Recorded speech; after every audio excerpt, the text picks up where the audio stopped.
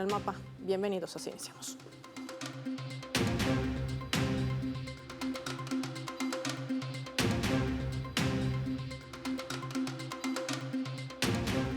Vamos a desplegar nuestro mapamundi e identificar datos claves para entender de qué va esta reforma judicial. México, soberanía judicial. Desplegamos nuestro habitual mapamundi, identificamos a este país norteamericano. Ahí lo vemos. Hay que decir sobre todo de esta reforma judicial que en el gobierno de López Obrador se ha logrado el apoyo mayoritario de números de congresos estatales que necesitaba para seguir adelante con esta reforma judicial. En nuestro mapa lo vemos identificado por colores. Los 18 primeros estados que votaron a favor después de haber sido aprobada en la Cámara de Diputados y también en el Senado. Solo se requería 17 de los 32 estados del país para llevar adelante la promulgación de este proyecto legislativo, que ya ha sido suscrito, como lo ven en la fotografía, por el presidente Manuel López Obrador, acompañado de la presidenta electa Claudia Sheinbaum. Hay que señalar también que finalmente se obtuvieron 23 votos de los congresos locales a favor de esta nueva legislación. El 16 de septiembre, día además de la independencia mexicana, el presidente AMLO firmaba esta norma para su publicación en el Diario Oficial de la Federación. Este ha sido calificado como un momento histórico para los mexicanos. El pueblo ahora sí es el que manda. Se está llevando a la práctica lo que establece el artículo 39 de nuestra Constitución, señalaba el mandatario, exhortando a la ciudadanía a participar activamente en el futuro del país. ¿De qué lleva esta reforma? Lo vemos. Hay que mencionar que la nueva legislatura propone la selección de ministros de la Suprema Corte, jueces y magistrados a través del voto popular, en elecciones que se llevarían a cabo el próximo año, así como la disminución de la permanencia, hay que decirlo con claridad, en el cargo. Pone en alto también los gastos excesivos y onerosos del Poder Judicial, un proyecto que establece que los salarios de los integrantes de este máximo tribunal constitucional, jueces y magistrados, se vinculen a la del presidente de la República y se reduzcan sus prestaciones. Además, aspira a que los miembros del Consejo de la Judicatura Federal, el órgano encargado de la administración, vigilancia y disciplina y carrera judicial del Poder Judicial, sean también electos por voto popular. Igualmente, la nueva ley modifica el diseño y la estructura del Consejo a través de la creación de un tribunal disciplinario. ¿Para qué? Para garantizar su autonomía e independencia, y ya no estará conformado por el ministro presidente de la Suprema Corte, como sucede en la actualidad, entre otros cambios jurídicos que establecerán en México en los próximos años venideros. Una radiografía rápida para entender el impacto que podría tener esta reforma dentro de México, y hoy analizamos también lo que implicaría en el resto de nuestra región.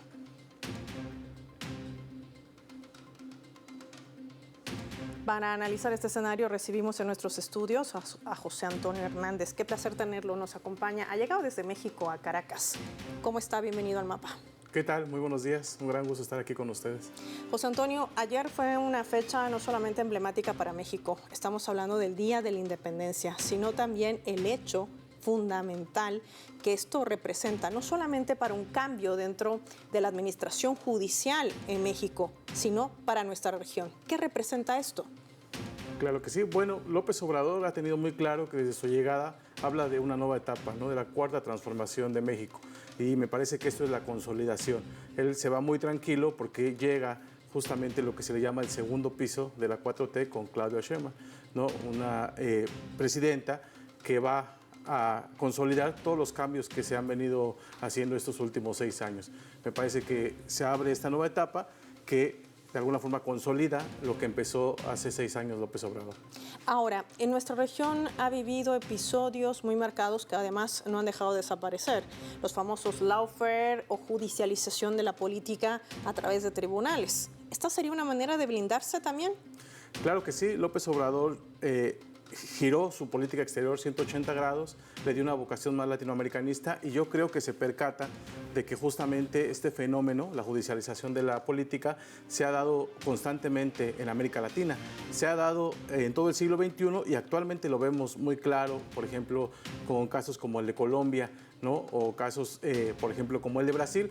Y por lo tanto es una forma de respaldarse, una forma de prevenirse que no se venga por ahí algún tipo de golpe de Estado, o incluso el sistema judicial mexicano ha servido para frenar transformaciones importantes que se han propuesto desde la presidencia y desde el Poder Legislativo, que no ha permitido el sistema judicial incorporarlas a la Constitución de México.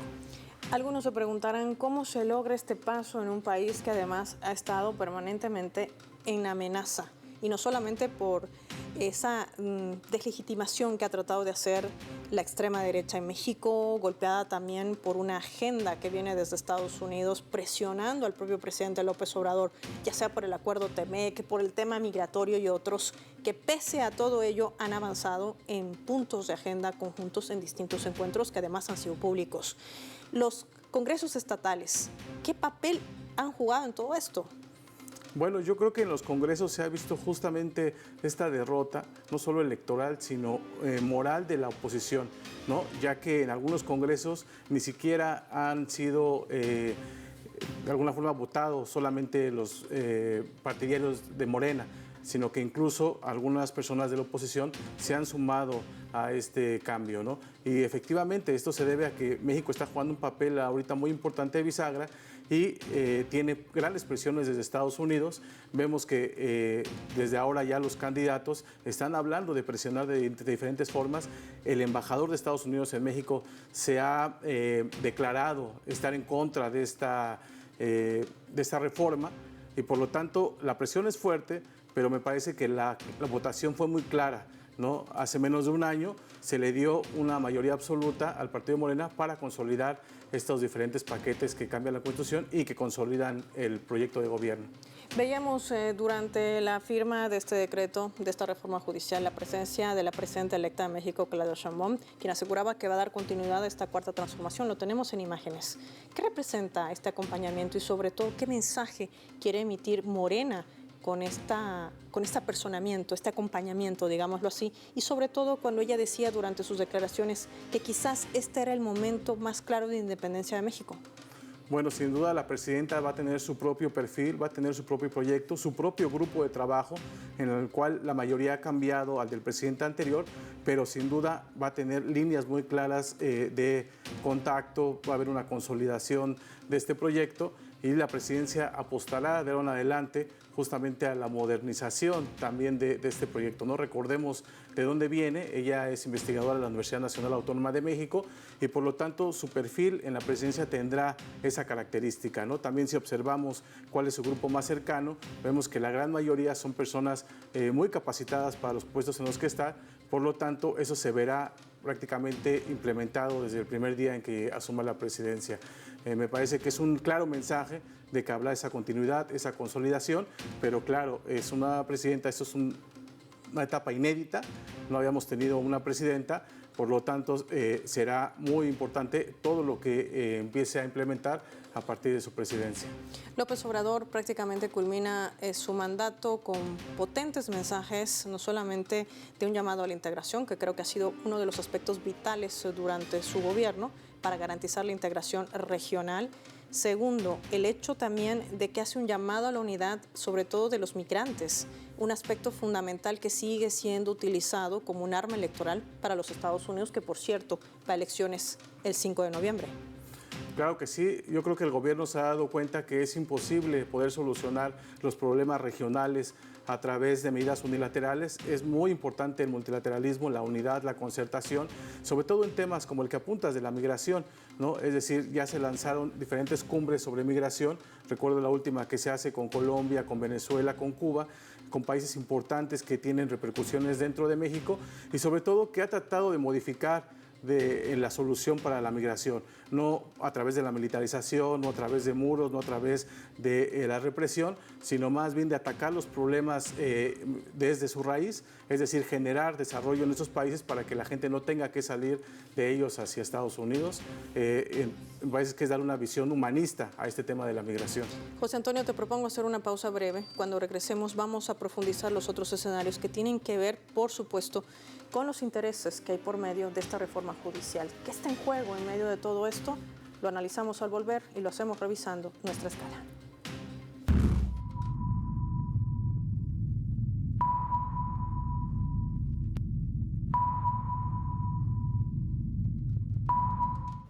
Esta vez a través del portal web de La Jornada, que está titulando de la siguiente manera, lo colocamos en la pantalla del mapa y dice: Júbilo y patriotismo desbordan el Zócalo en el último grito de AMLO. Así es, un grito con sensación de adiós, sí, fue la última ocasión que el presidente Andrés Manuel López Obrador salía al balcón ante la plaza, ese espacio que fue suyo por los últimos 5 lustros como colofón de su mandato y en un acto de más de simbolismo que fue despedida de ese pueblo que le ha correspondido con gritos, llantos, mensajes y el tradicional estribillo. Es un honor estar con Obrador, que se repetía una y otra vez. La plaza llena, se le entregó como lo ha hecho desde hace años en el primer presidente. También mencionaba en 7 décadas que encabeza su último grito sin silbidos de desaprobación ni gritos de rechazo. Las encuestas ya lo ubicaban con más del 70% de aprobación a tan solo 15 días de concluir su gobierno. Un mensaje final que se proyectó sobre las paredes superiores a todo lo largo del Palacio Nacional, el que el mandatario deseaba dejar al país. Gracias, México, era parte también del discurso de López Obrador, haciendo énfasis, por supuesto, en la cuarta transformación que ha encaminado a México a un futuro distinto, a un futuro sin chantajes, sin dominación y sobre todo cambiándole el juego a un Estados Unidos. Ya volvemos.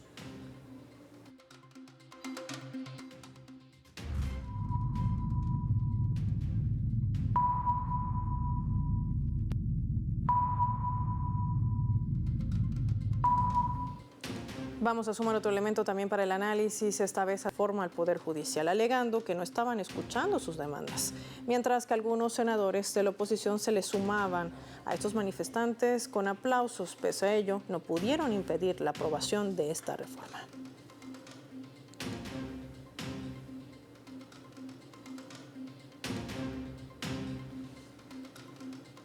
José Antonio, cuando vemos este tipo de situaciones que durante también el relato de medios hegemónicos se hablan de protestas, lo que vemos es que hay intereses por detrás. ¿Qué motiva a estos supuestos funcionarios judiciales a impedir una reforma que podría ser una garantía de una administración de justicia transparente, equitativa e idónea? Bueno, sin duda hay fuertes intereses tanto al interior como al exterior de este Poder Judicial. A nivel interno, por ejemplo, desde el primer día López Obrador ha luchado justamente contra la corrupción, contra los privilegios, y eso intenta hacer dentro del Poder Judicial, ¿no? Esos salarios que eran mayores de lo del presidente, que eso está constitucionalmente prohibido, o, por ejemplo, estas relaciones de familiares, de personas que trabajaban, grandes élites dentro de este sistema judicial. Lo que se conoce como nepotismo. Claro que sí.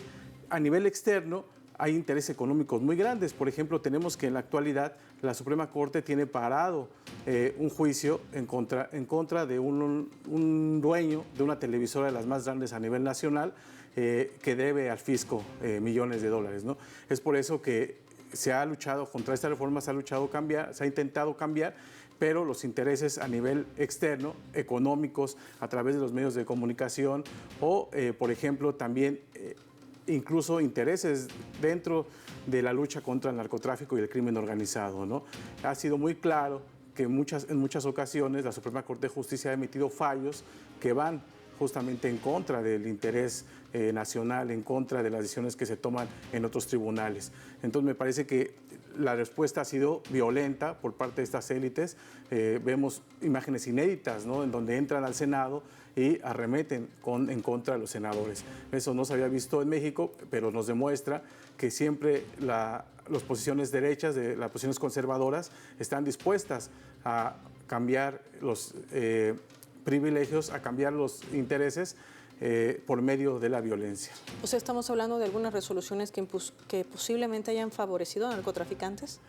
Sí, a narcotraficantes, a crimen organizado y sobre todo a grandes empresarios. Eso es lo que está en juego también con esta reforma judicial, que podría cambiar todo ese mapeo, todo ese tablero que se vislumbra también dentro de la justicia en México y también un precedente importante para el resto de la región, aunque hay países que ya implementan también esta elección de magistrados y también altos cargos de órganos judiciales, como es el caso de Bolivia. A propósito de esto, José Antonio, AMLO ha tenido, el presidente López Obrador, que enfrentar ciertos escenarios muy marcados también que de alguna manera han amenazado la soberanía y la autodeterminación, inclusive por encima del derecho internacional.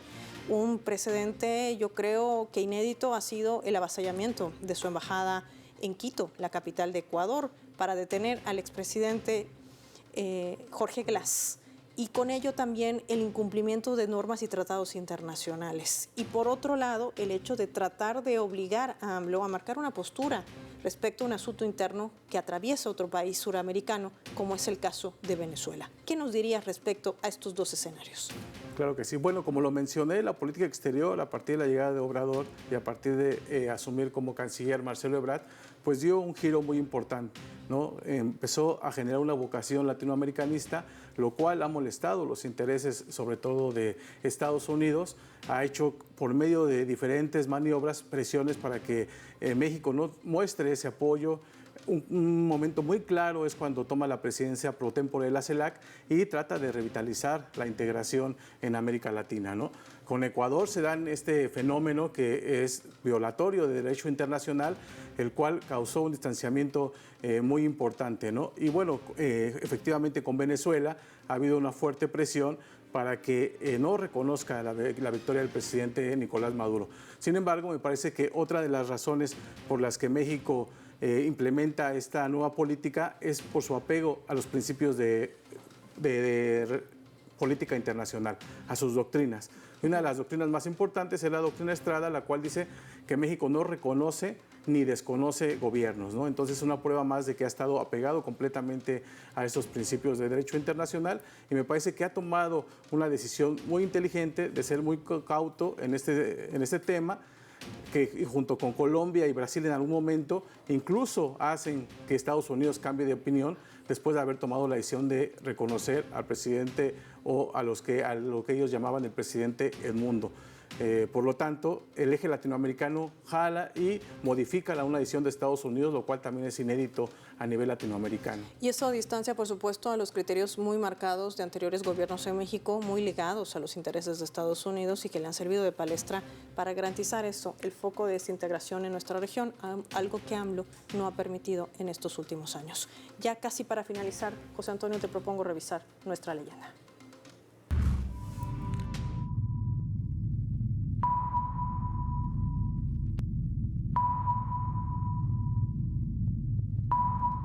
La presidenta electa de México, Claudia Sheinbaum, decretaba esto al momento del aniversario de las Fuerzas Armadas Mexicanas. Este es un extracto de su discurso. Ella dice: nuestro ejército nació en contra de un golpe. Las instituciones de las que ustedes forman parte, a diferencia de otros ejércitos, no vienen de las élites. Tienen origen popular, mantenido hasta la fecha.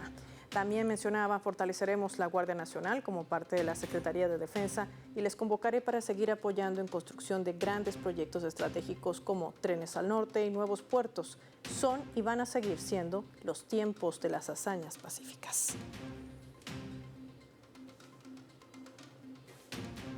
José Antonio, ¿qué representa este mensaje que lanza Claudia Sheinbaum, que podría delinear ya no solamente la articulación de su gobierno, sino también el camino a seguir en lo interno y también en su política exterior? Bueno, sin duda el papel del ejército ha cambiado radicalmente en México. Recordamos al ejército como este grupo opresor. Recordamos, por ejemplo, cuando el presidente Felipe Calderón llama a una guerra en contra del crimen organizado y saca el ejército a la calle. Justamente incrementa la violencia en México, incrementan las muertes. Sin embargo, me parece que ha sido muy inteligente el presidente López Obrador y ha hecho una alianza importante con el ejército, dándole una cara mucho más humanista. Se crea también la Guardia Nacional, la cual es un tipo de apéndice del ejército que es usada en contra del crimen organizado, pero tiene un perfil bastante diferente. Me parece que aquí Claudia Sheinbaum está anunciando que seguirá esta alianza, seguirá fortaleciendo esta vinculación para que el ejército apoye en este proyecto llamado la 4T, ¿no? Recordamos proyectos muy importantes en este periodo, en estos 6 años, por ejemplo, la creación del Tren Maya a cargo del ejército, la creación de diferentes aeropuertos, ¿no? Y todo ello detrás está el ejército. Ellos han servido como un brazo articulador y eso es lo que se proyecta también para el futuro gobierno, en este caso de Claudia Sheinbaum. ¿Qué aspectos garantizan también el hecho de que México siga siendo un país pacifista?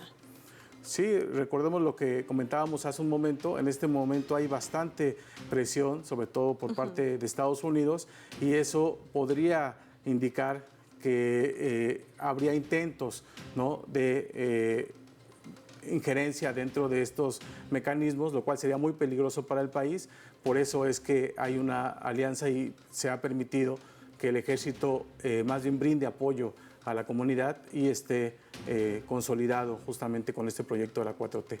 Por último, José Antonio, con todas estas transformaciones que ha encarado el gobierno de Andrés Manuel López Obrador, el camino que va a seguir en todo caso la actual presidenta electa Claudia Sheinbaum y todos los desafíos que se han enmarcado también en torno a la región, ¿qué futuro le espera a México? Bueno, sin duda, mencionaba la palabra clave, es una consolidación. Yo creo que van a seguir, sobre todo estos grandes proyectos sociales, los cuales han sacado a mucha gente de la pobreza, los cuales han generado un proyecto de desarrollo alternativo en México, una vinculación mucho más estrecha entre el gobierno y la población, lo cual se ve reflejado justamente en estas últimas votaciones presidenciales. Yo creo que también a nivel de política exterior seguirá una consolidación con el área de América Latina. Se vendrán alianzas más importantes, proyectos hacia zonas que, por ejemplo, antes no eran tan tomadas en cuenta como Centroamérica, el Caribe, la misma región. Y me parece que Claudia Sheinbaum imprimirá una visión más modernizadora, más vinculada con los avances de la tecnología, de la educación, por sus propias características que tiene Claudia.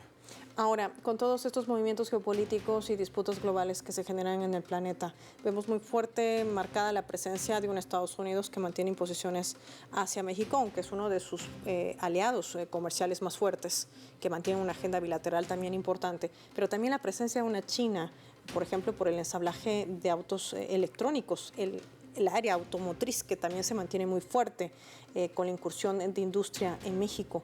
Esto también genera otro tipo de alianzas, de puentes que están también vinculadas a ese crecimiento y desarrollo. ¿Cómo lo ve? Bueno, sin duda, Estados Unidos sigue marcando una agenda muy importante a nivel económico, sigue habiendo una dependencia, pero también vemos un Estados Unidos en declive, ¿no? Ya desde hace varios años ha perdido esa hegemonía que tenía en regiones como el Caribe, como Latinoamérica, y esto lo ha sabido aprovechar muy bien países como China a través de proyectos de desarrollo diferente. Pero no solo China, también hay países como Rusia, como Corea del Sur, como Irán, como Turquía, los cuales han estrechado lazos con países de América Latina. México sin duda tendría que tener un papel mucho más cercano a esta visión multipolar, empezar a voltear hacia otras regiones para dejar de depender justamente de Estados Unidos, sobre todo a nivel económico. A nivel de cooperación, a nivel de proyectos, a nivel social, ya se empezó a generar estos diversos proyectos, pero la clave acá sería la economía para que a la hora de tomar decisiones no tenga que tener esa dependencia de Estados Unidos. Y quizás pueda hacer el camino con el surgimiento de este mundo multipolar y también la expansión del grupo BRICS. Podría ser quizás los delineamientos que marquen. Ya Arabia Saudí, por ejemplo, decide utilizar el petroyuan por encima del petróleo dólar. Y esto creo que marca también esa inclinación de balanza y correlación de fuerzas dentro del mundo. Como siempre, José Antonio Hernández, qué placer tenerlo. Gracias por su tiempo y su visita al mapa aquí en Telesur. Así finaliza el programa. Soy Paola Pérez. Nos vemos en un próximo encuentro.